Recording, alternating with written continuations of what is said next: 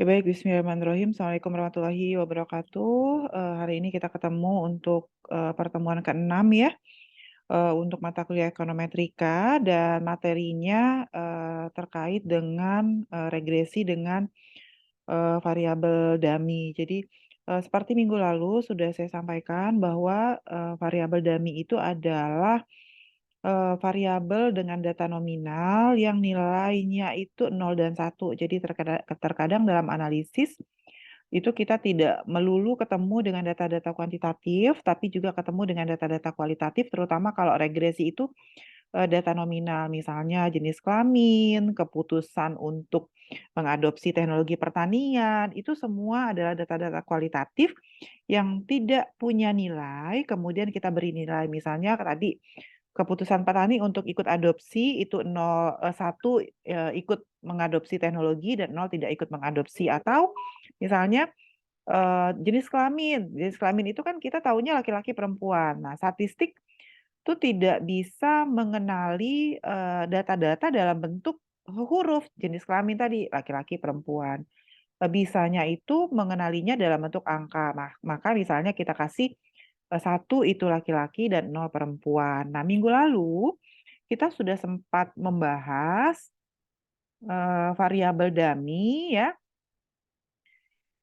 dan kita memahami bahwa minggu lalu itu variabel dummy itu akan menyebabkan terjadinya perbedaan intercept. Jadi minggu lalu udah kita bahas bahwa kalau seandainya ada variabel dummy di dalam persamaan, maka yang akan berubah itu adalah intercept-nya. Jadi misalnya kayak gini, eee, ini adalah persamaan minggu lalu ketika kita ingin mempengaruhi bagaimana pengaruh jenis kelamin itu terhadap laki-laki dan perempuan, maka dia yang akan berubah itu adalah intercept-nya alfa 1, alfa 2, kemudian hanya alfa 1.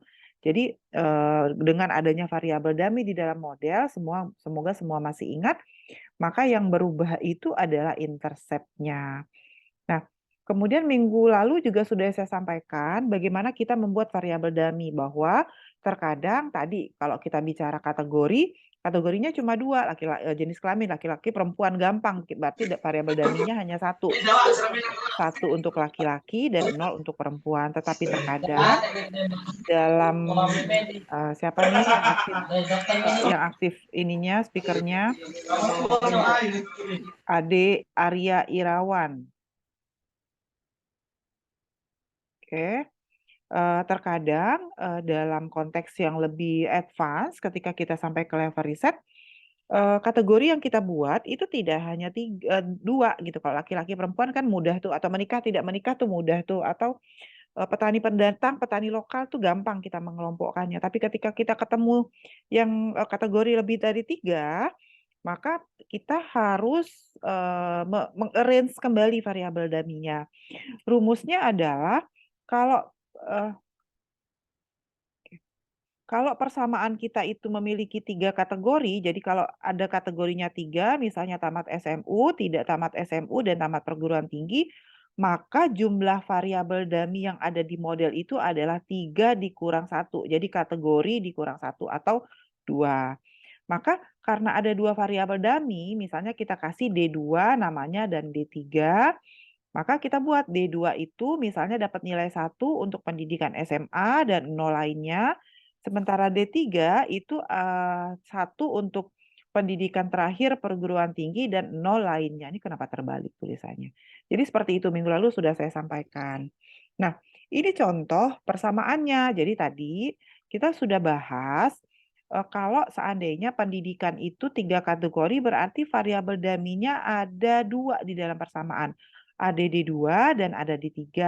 Ditambah dengan 1 variabel bebas. Apa itu? Di sini pendapatan per tahun dari si pengeluaran untuk healthcare-nya. Nah, maka apa yang membedakan? Jadi kalau seandainya nanti dummy 1-nya 0, dummy 2-nya 0, dummy 3-nya 0, berarti koefisien regresinya hanya alfa 1. Itu adalah untuk yang tidak tamat SMA. Untuk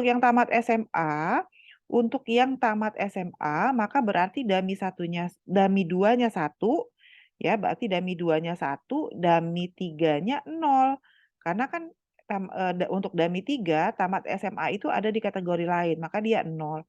Maka koefisien regresinya karena ini yang satu, itu adalah, mohon maaf, interceptnya adalah alfa 1 dan alfa 2.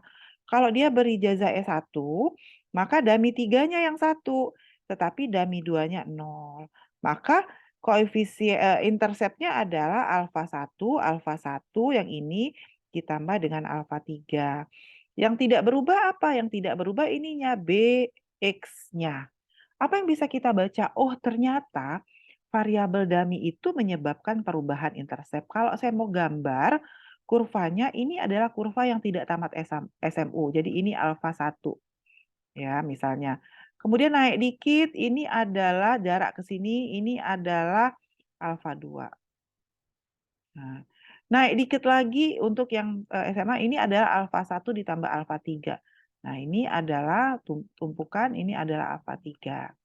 Maka inilah beda antara pengeluaran untuk orang yang tidak tamat SMU, dan tamat perguruan tinggi. Yang berubah apa? Yang berubah interceptnya. Lihat, bentuk garisnya sama. Artinya apa? Ketika bentuk garisnya sama, artinya kemiringan kurvanya sama. Kemiringan kurva dilihat dari mana? Dari nilai beta nih, lihat. Koefisien regresinya semua beta. Koefisien regresinya semua beta. Ya, jadi ternyata intercept itu variabel dummy itu mempengaruhi intercept. Sampai sini bisa dipahami? Ada yang mau tanya?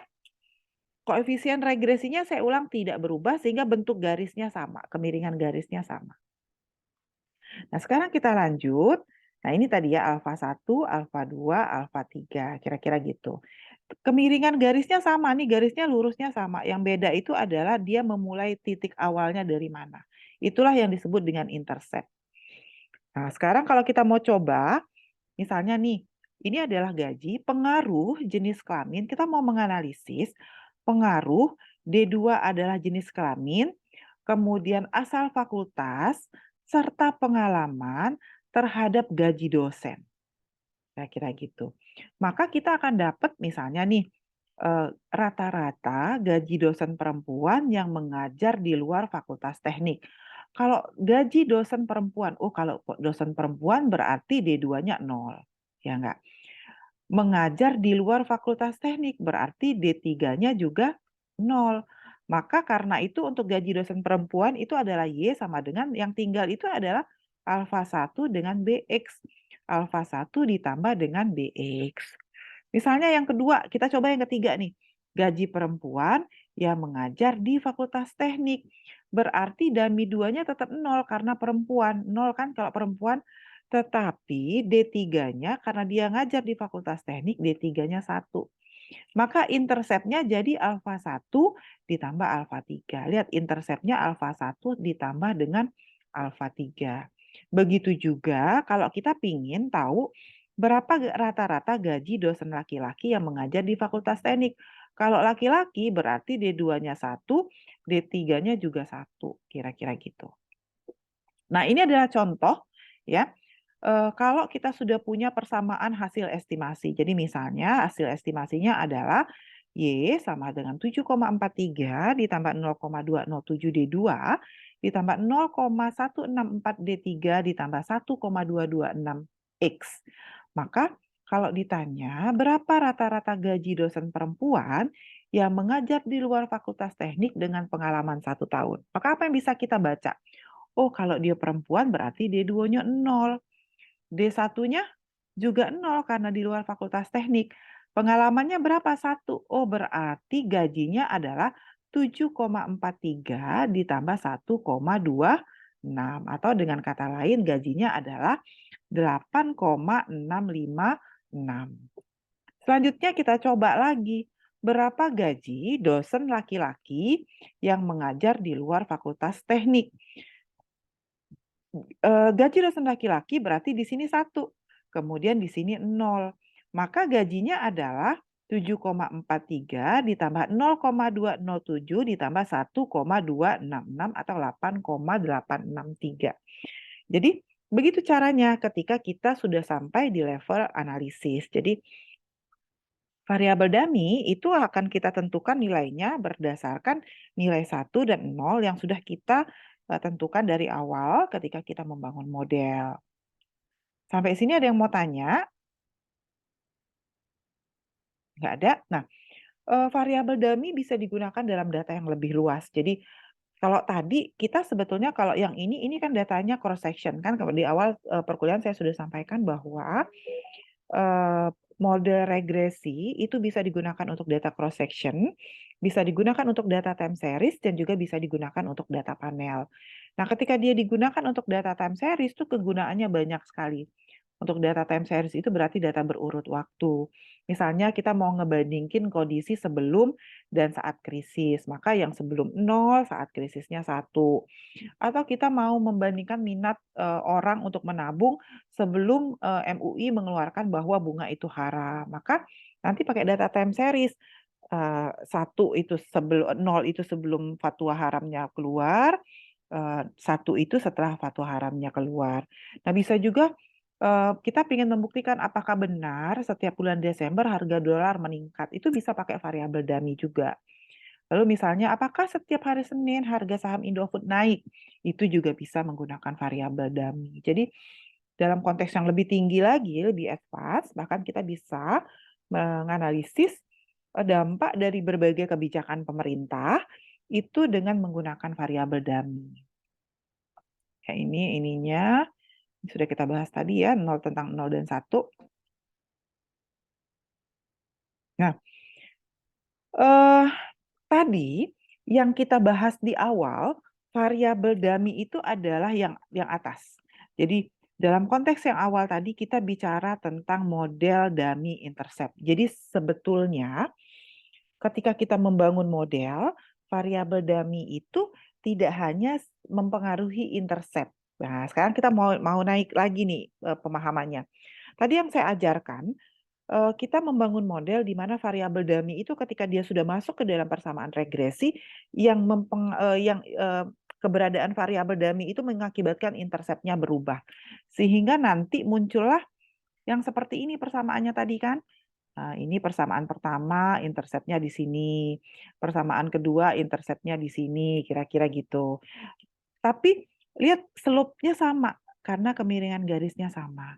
Tetapi dalam model yang lebih advance, variabel dummy itu sebetulnya bisa mempengaruhi slope. Jadi ada model yang namanya model dummy slope. Ketika kita ketemu dengan model dummy slope, kalau di persamaan pertama tadi dummy-nya berdiri sendiri, tetapi kalau dummy slope itu variabel dummy-nya, ini variabel dummy-nya melekat dengan variabel bebas.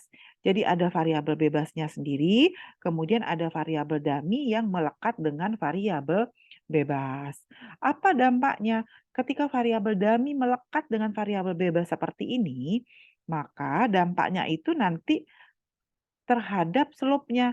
Jadi kalau dia dummy slope, intercept-nya sama. Lihat, intercept-nya sama. Jadi dia menarik garis itu di titik yang sama. Tetapi koefisien regresinya berbeda. Kalau nanti dummy-nya 0, koefisien regresinya hanya B1. Tapi kalau nanti dia dummy-nya 1, maka koefisien regresinya adalah B ditambah C. Jadi dia berubah kemiringan garis. Lalu yang ketiga, ada yang disebut dengan dummy kombinasi, berarti kita menggunakan dummy slope dan dummy intercept. Artinya apa? Yang ini adalah dummy slope. Ini dummy slope ya, sama dengan yang ini kan dummy slope.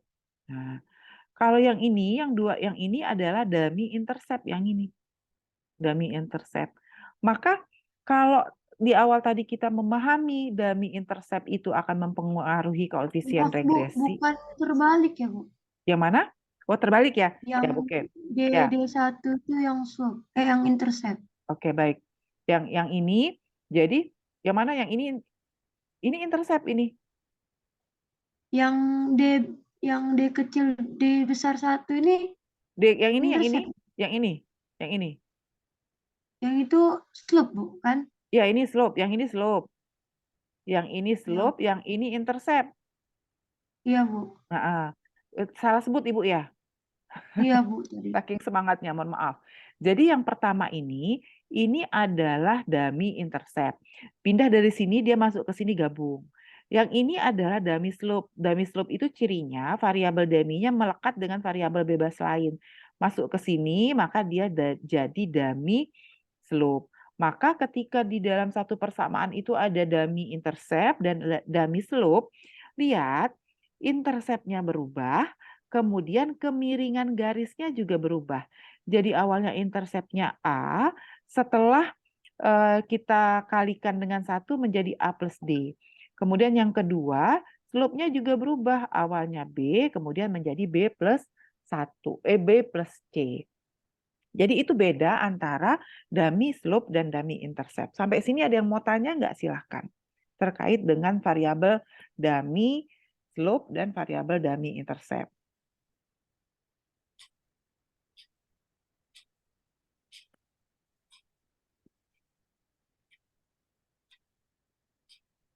Oke, Izin tanya Bu, ya kalau silahkan. misalnya di persamaan itu kan dummy yang slope ya kan Bu, dia Ya, menempel dengan variabel bebas kan Bu. Nah itu kondisi gimana Bu bisa menempel gitu Bu di persamaannya? mm-mm. Oke. Jadi pada kondisi apa sih dummy slope dan dummy intercept ini bisa kita bangun modelnya? Misalnya ada analisis yang ingin tahu bagaimana sih produktivitas atau efisiensi penggunaan input di lahan pasang surut dan lahan lebak. Nah, maka yang X1 ini adalah inputnya, D1 ini adalah lahannya. Jadi nanti lahan lebak dengan lahan pasang surut. Kayak gitu. Jadi biasanya dipakai dengan dalam kasus yang seperti itu. Jadi nanti ada X2 dengan D1 lagi. X2 itu input pestisidanya. X3 itu input tenaga kerjanya. Jadi kita mau tahu apakah ada perbedaan penggunaan input di lahan pada berbagai jenis lahan. Pada kasus-kasus yang seperti itu bisa kita gunakan kombinasi antara dummy slope dan dummy intercept. Silahkan. Ada lagi yang mau bertanya? Ada yang mau tanya lagi? Silahkan. Kenapa diem aja? Paham nggak kira-kira apa yang Ibu sampaikan? Yoga Hekma, Tiar. Jadi kalau dummy slope tadi yang berubah apanya Yoga? Silakan. Yoga, Koefisiennya Bu, yang koefisiennya. alfanya Bu. Betanya dong kalau dummy slope. Kalau dummy slope jangan terbalik ya, mana alfa mana beta ya. Jadi karena kadang-kadang kita salah menyebutkan alfa beta. Jadi sampaikan saja kalau dummy slope yang berubah apanya? Koefisien regresi atau interceptnya? Nabila Nur Rahmat. Coba Nabila.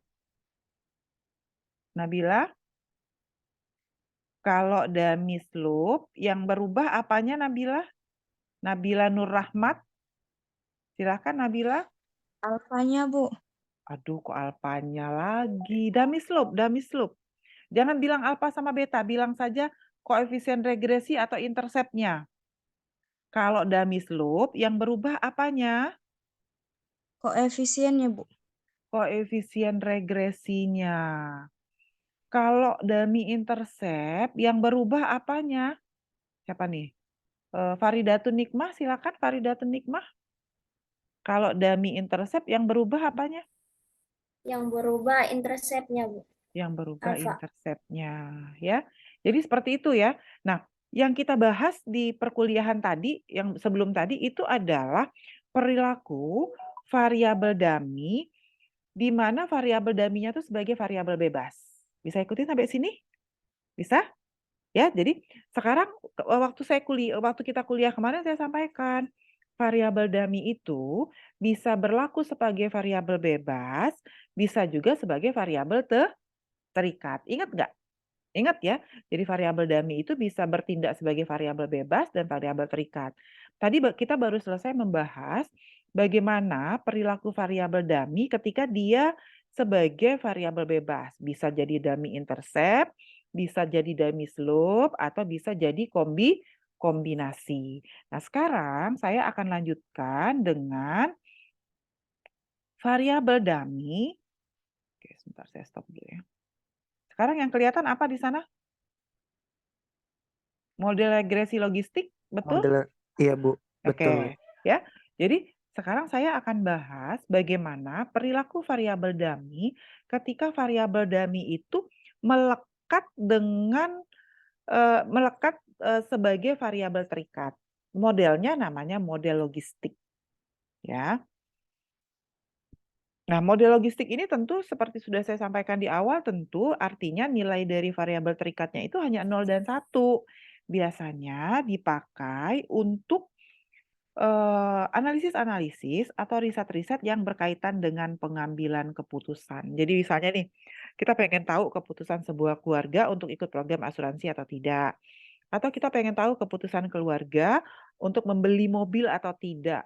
Nilai variabel terikatnya itu 0 dan 1 atau sering disebut dengan variabel dikotomis. Minggu lalu saya sudah sampaikan, ada yang menyebutnya variabel dikotomis, biner, boneka, apalagi tuh banyak ya. Jadi hati-hati, kalau di textbook bahasa Inggris mereka hanya sebut satu dummy variabel. Tapi di buku terjemahan bahasa Indonesia tuh banyak sekali istilah untuk variabel dummy. Jadi hati-hati ketika variabelnya nilainya biner 0 dan 1 itu sebetulnya adalah variabel dummy walaupun ada menyebutnya dengan nama yang lain. Nah, ketika dia bertindak sebagai variabel terikat, maka modelnya disebut dengan model regresi logistik. Model regresi logistik tidak membutuhkan hubungan linier antara variabel independen dan dependen. Maksudnya apa?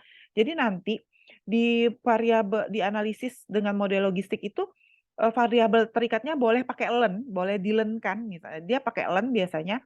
Tetapi, variabel terikatnya nggak linier nggak apa-apa, tidak usah dilogaritma natural atau tidak usah dilogaritmakan nggak apa-apa. Jadi dia tidak harus hubungan yang selalu linier. Kemudian tidak memerlukan multivariate normality, jadi tidak memerlukan analisis normalitas. Kemudian asumsi homoskedasisitas tidak diperlukan. Kemudian variabel bebas tidak perlu diubah ke dalam bentuk metrik. Jadi, terkadang dalam analisis, nanti kan dia ada logistik, kemudian naik lagi itu ada logistik multinomial. Nah, ketika kita sudah sampai dalam analisis logistik multinomial, maka kita tidak perlu merubah data ordinal itu menjadi data interval atau rasio. Kalau kemarin kan saya sampaikan bahwa data ordinal itu tidak boleh diolah ke dalam persamaan regresi. Tetapi kalau yang kita pakai nanti logit multinomial itu boleh pakai data ordinal ya, kalau nanti logit multinomial. Nah, ini persamaan dasarnya.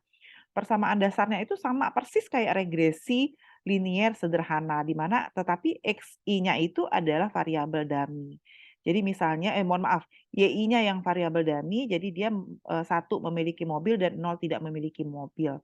Nah, ketika model ini pertama dikeluarkan, dia namanya linear probabilistic ya.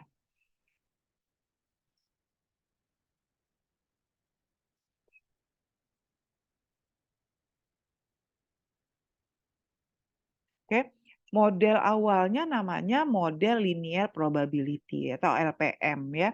Nah, model LPM ini itu dianalisis dengan menggunakan OLS, kemudian sederhana dan mudah untuk dilakukan. Nah, tapi ternyata dalam perkembangannya model LPM ini ternyata dia mengalami gangguan terhadap distribusi normal. Jadi modelnya datanya tidak terdistribusi normal, kemudian mengalami heteroskedasticity, nilai R kuadratnya diragukan. Nah, padahal nomor 1 sampai 4 ini sebetulnya adalah prasyarat-prasyarat atau asumsi klasik atau asumsi Gauss-Markov yang harus dipenuhi oleh model regresi kita sehingga model LPM ini kemudian jarang dipakai. Muncullah apa yang disebut dengan model logit. Apa bedanya?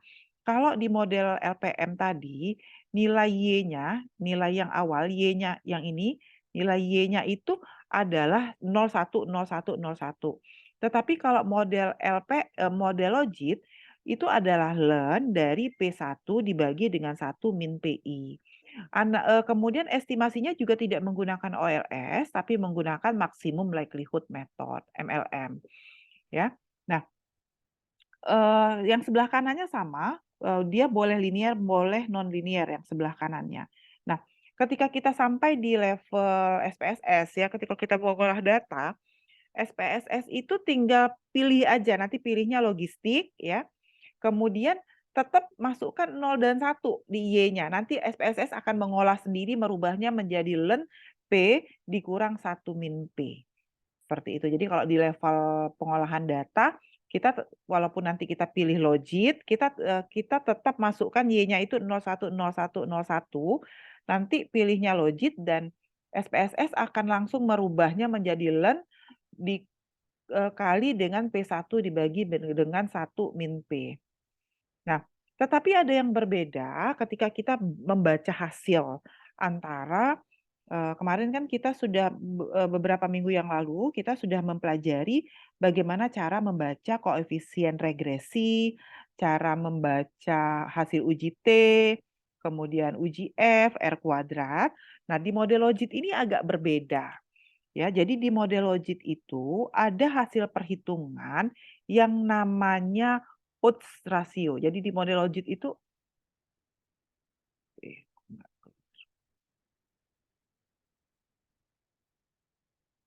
bentar ya, nggak keluar mouse-nya.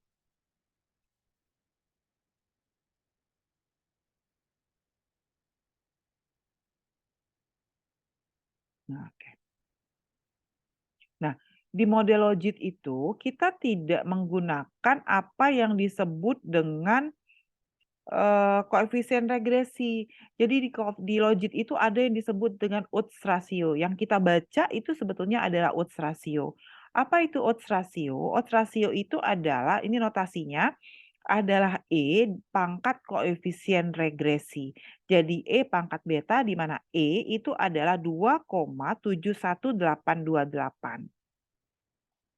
Nah, yang mana ketika di SPSS nanti kita kan pilih logit, odds ratio itu sudah dia keluarin sendiri nih, ini odds rasionya.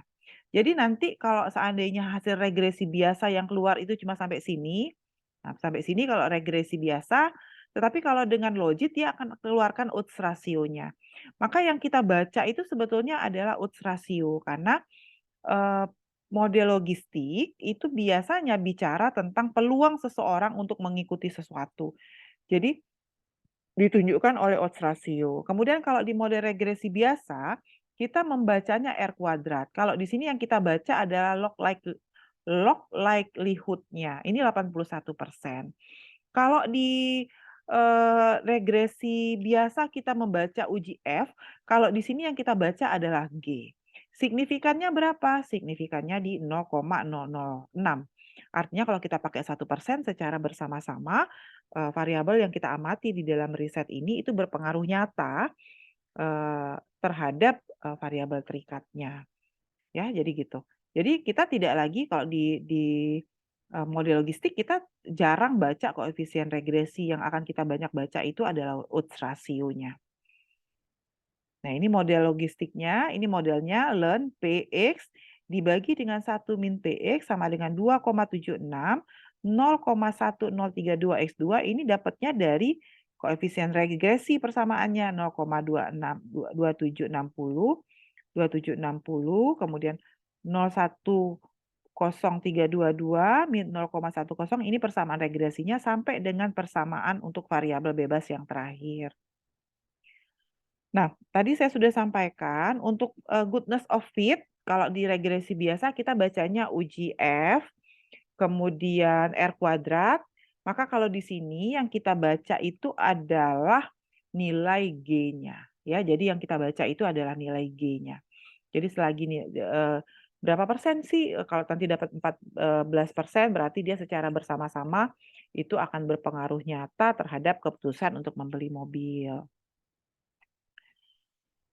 Lalu untuk tahu variabel mana yang berpengaruh nyata atau tidak, kita lihat dari nilai p-value. Tadi saya sudah tunjukkan ya, kita lihat nilai p-value-nya itu yang ini, yang kanan, yang ini p-value-nya, apakah dia nyata atau tidak. Selagi nilai p-value atau signifikan ini lebih kecil dari 0,05 atau 0,01 yang kita pakai sebagai dasar pengambilan keputusan, maka dia berpengaruh nyata.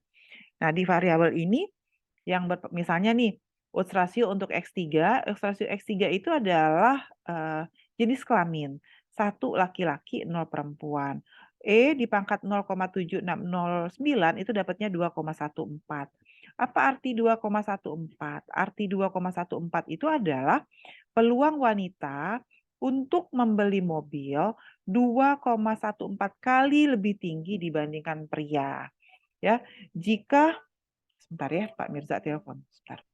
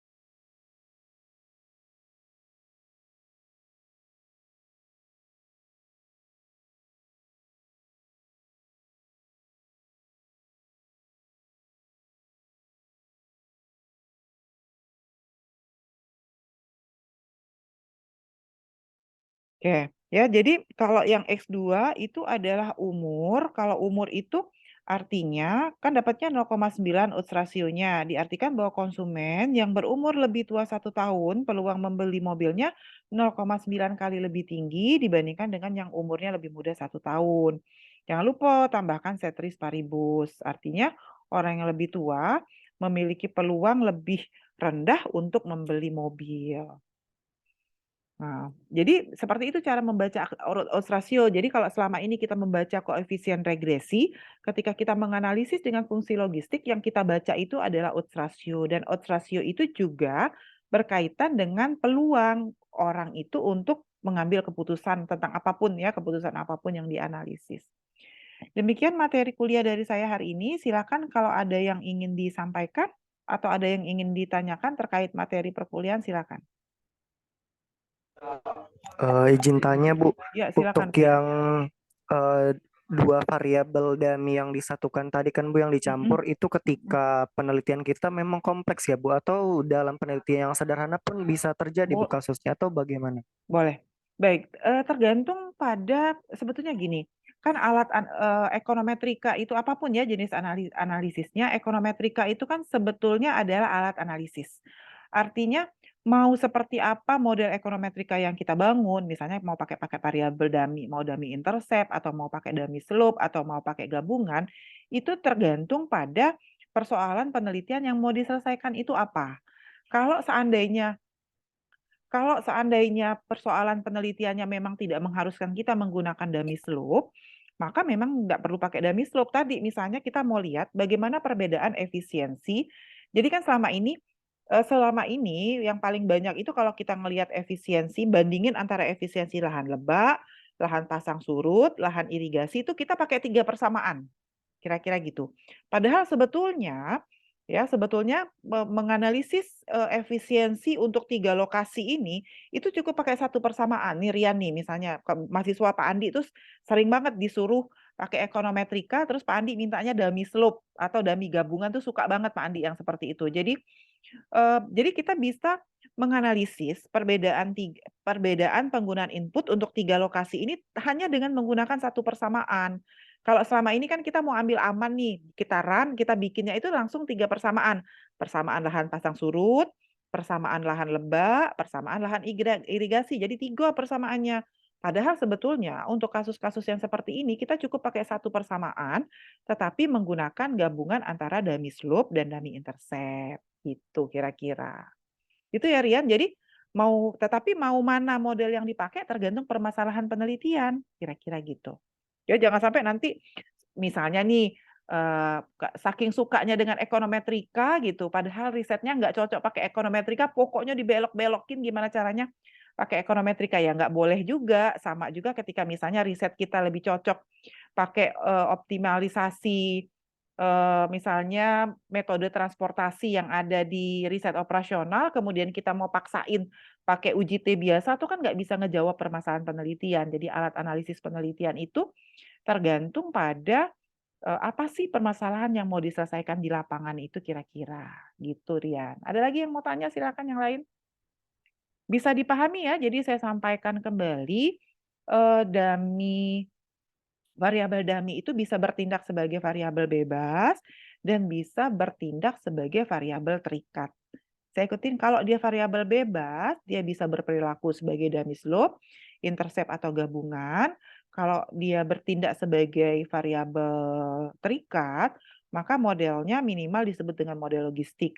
In advanced analysis, kita bisa gunakan logistik multinomial. Apa itu logistik multinomial? Logistik multinomial itu adalah fungsi logistik di mana nanti variabel terikatnya itu bisa 1, 2, 3. Nah, itu logistik multinomial. Jadi tanpa harus merubah data ordinal, kan 1, 2, 3 data ordinal tuh, tanpa harus merubah data ordinalnya menjadi data interval atau rasio. Biasanya kan harus kita suksesif dulu tuh datanya. Nah dengan model logistik multinomial, itu orang sudah makin berkembang, kita nggak perlu lagi lakukan metode suksesif data, kira-kira gitu. Gimana? Ada yang mau tanya sampai sini? Bisa dipahami?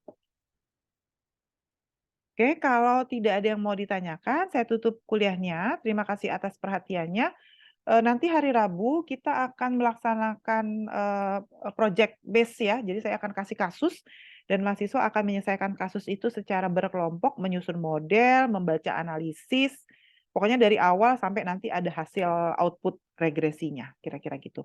Berdasarkan beberapa model yang sudah saya sampaikan di dalam perkuliahan. Baik, terima kasih atas perhatiannya. Saya tutup kuliahnya. Mohon maaf lahir dan batin. Wassalamualaikum warahmatullahi wabarakatuh. Waalaikumsalam. Waalaikumsalam.